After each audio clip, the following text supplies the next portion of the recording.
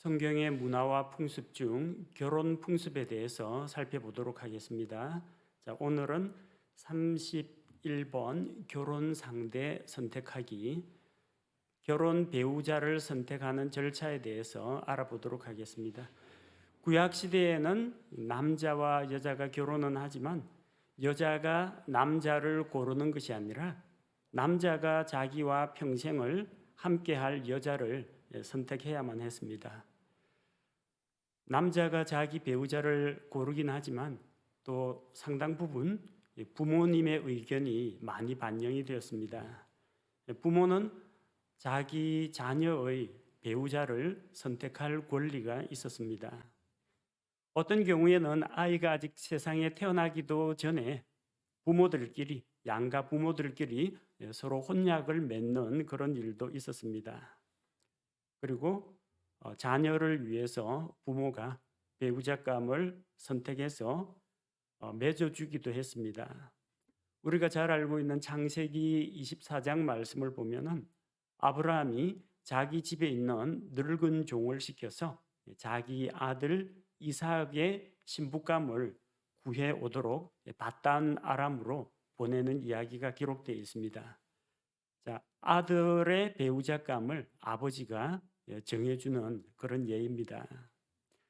또 이렇게 부모가 반드시 배우자를 구해서 맺어주는 것이 아니라 아들이 자기가 마음에 드는 여자를 찾아 나서서 고르고 나중에 자기의 선택에 대해서 부모에게 말씀을 드리고 승낙을 받는 그런 경우도 있습니다. 삼손이 그런 경우죠. 사사기 14장 2절 말씀을 보면은 사사기 14장 2절 내가 딥낫에서 블레셋 사람들의 딸들 중에 한 여자를 보았사온즉 이제 나를 위하여 그녀를 데려와 아내로 주소서 하니. 삼손은 자기가 블레셋 사람들의 마을에 내려가서 한 여자를 보고 마음에 들었습니다. 그래서 자기가 결혼할 여자를 고르고 부모님에게 와서 이야기합니다. 나를 위해서 그녀를 데려와 아내로 맞이할 수 있게 해달라고 그렇게 부탁을 했습니다. 부모는 함께 살게 될 신부가 자기 며느리죠. 며느리가 자기 집에 정말 적합한 사람인지 그리고 이 아들의 필요에 맞는 사람인지 판단을 해야 했습니다. 만약 이제 며느리를 잘못 얻을 경우에는 아들과 함께 사는 그 부모도 힘들게 됩니다. 창세기 26장 34절과 35절을 보면 이삭과 리브가에게는 맏아들 에서가 있었는데 에서가 이방 여인을 아내로 맞이해서 데려왔습니다.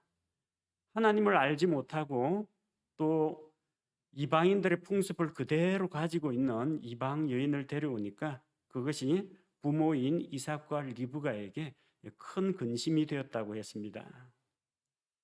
자, 그래서 이 배우자를 얻을 때에는 부모의 조언이나 또 부모의 승낙을 얻는 이런 과정이 꼭 필요했던 것입니다.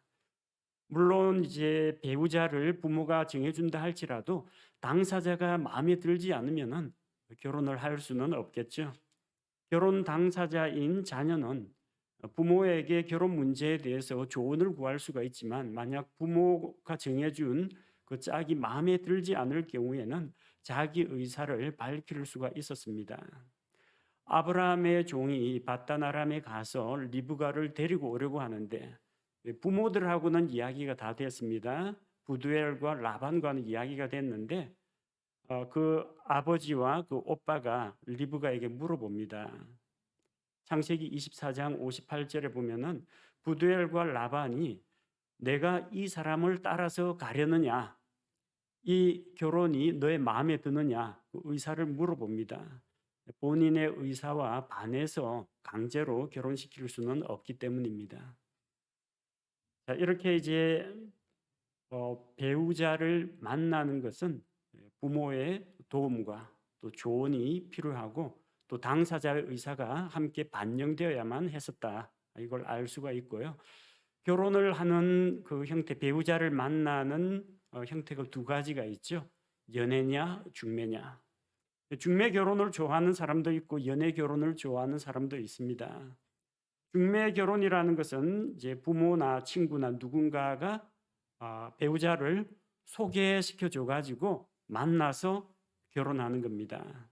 그래서 자기가 중매로 만나서 결혼을 하고 결혼한 다음에 결혼한 바로 그 사람을 사랑하는 사람으로 삼는 겁니다.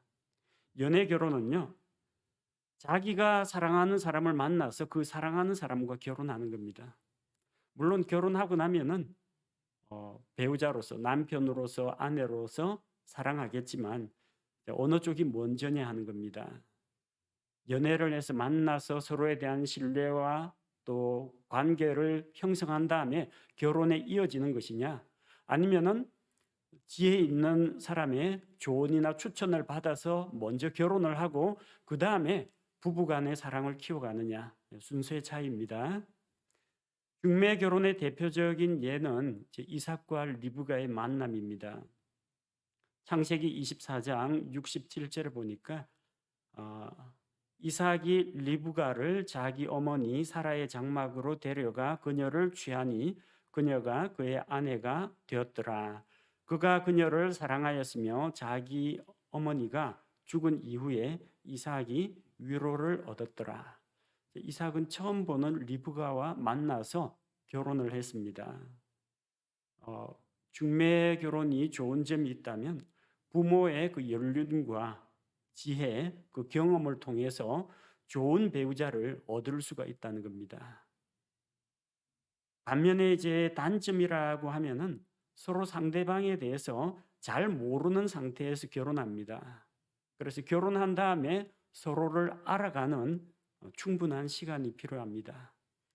이삭의 가정을 보면은 뭐 부부 싸움을 하거나 가정에 뭐 갈등이나 다툼이 일어나거나 그런 일은 없었습니다. 다만 조금 아쉬운 점은 이삭과 리브가의 집안이 너무나 조용해서 좀 활발하게 대화를 하는 그런 분위기는 아니었다는 것을 성경을 통해 볼 수가 있습니다. 반면 연애의 결혼은 사랑하는 사람과 결혼하는 것인데 사랑하는 사람을 직접 자기가 찾아서 만나고 연애하는 과정이 들어갑니다. 창세기 29장에 나오는 야곱과 라헬의 만남, 연애 결혼이었습니다. 앞서 소개한 삼손도 연애 결혼을 했습니다. 사무엘기상 18장 20절에 나오는 다윗과 미갈도 서로 좋아하는 마음이 생겼고 그때 이것을 눈치채고 사울이 자기 딸과 다윗을 맺어준 것입니다. 연애 결혼의 장점이라면은 결혼하는 당사자의 의사가 충분히 반영된다는 것입니다. 그리고 연애하는 기간 동안에 서로가 서로를 알아갈 수 있는 그런 교제하는 기간이 충분히 있다는 겁니다. 반면에 이제 단점이라고 하면은 이 연애 감정에 좀 치우치게 될 경우에 분별력을 잃고 상대방에 대한 그 호감이나 이 애틋한 감정 이거에 흔들려 가지고 상대방의 실체를 잘 모르는 상태에서 결혼하게 되는 그런 일도 있습니다. 어느 것이 뭐 성경적이냐? 딱히 정답은 없습니다. 각기 자기가 처한 환경이 다르기 때문에 어떤 사람은 연애를 통해서 짝을 만나고 어떤 사람은 중매를 통해서 배우자를 만나게 됩니다. 어떤 과정으로 만나느냐보다 더 중요한 것은 그렇게 만나서 결혼한 다음에 어떻게 가정을 잘 이끌어 나가느냐, 그게 더 중요한 문제입니다. 결혼할 배우자를 선택하는 것은 상당히 중요한 문제입니다. 따라서 신중하게 선택하고 또 현명한 판단을 내려야 됩니다. 결혼하기 전에 부모의 조언을 들을 수가 있고 또 친구들의 충고를 들을 수가 있고 또 자기를 잘 아는 영적 지도자와 상담하는 것도 꼭 필요합니다.